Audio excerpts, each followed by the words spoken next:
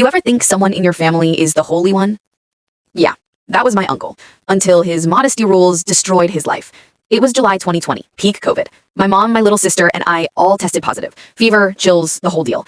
My dad couldn't risk missing more work, so he asked my mom's brother, the religious, respectable one, if we could quarantine at his vacation house upstate. He agreed instantly, said it was his duty to help. At first, it felt like a blessing. Then, by day 2, it started to feel like a trap. Mom was barely able to get out of bed.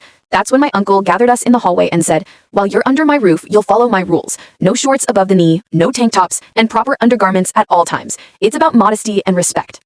We were standing there in t-shirts and athletic shorts, sick, tired, and confused. But he said it was about honoring your mother, so we just nodded and went along.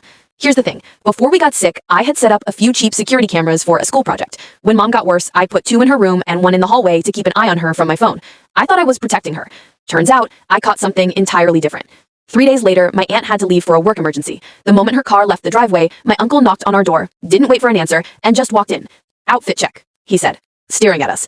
Then, "Those shirts are too fitted. You're at that age where men notice things." My stomach dropped. My sister grabbed my hand. Over the next few days, it got worse. "You girls are becoming a distraction," he'd say while we ate breakfast. "Your father asked me to guide you." I started keeping receipts, texts, timestamps, everything. My sister once messaged me from the bathroom. "He followed me here." I replied, "Stay inside, I'm coming." Her, "He's waiting outside." Then one night, I checked the footage, and I saw him, walking into Mom's room while she was asleep, digging through our laundry, holding up our clothes, taking pictures, smelling them. My hands were shaking. I watched 3 nights of footage.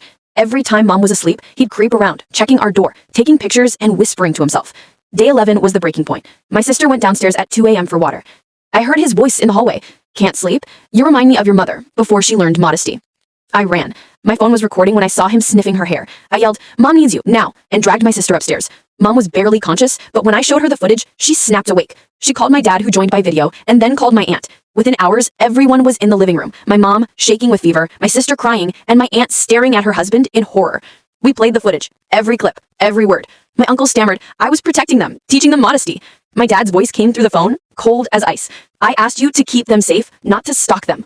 My aunt filed for divorce that week. My parents sent the videos to everyone, his parents, siblings, even his church group. His own daughter finally said, "He's always been like that with me." And just like that, his modesty mask shattered. He preached purity, but we caught the truth on camera.